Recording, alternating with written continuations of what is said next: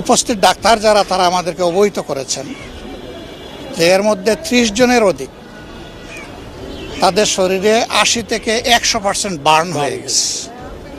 80 থেকে 100% যারা বার্ন হয়ে যায় আমাদের ক্ষুদ্র অ্যাসেসমেন্টে মেডিকেল সায়েন্সের তাদের সারভাইভ করার আশঙ্কা একেবারেই থাকে না। কিন্তু আল্লাহ চাইলে মৃতকেও জীবন দিতে পারেন, আবার সুস্থকে ধরে নিয়ে যেতে পারেন। যারা আছে তারা বলছেন যে হয়তো উপযুক্ত চিকিৎসা পেলে তারা সারভাইভ করবে।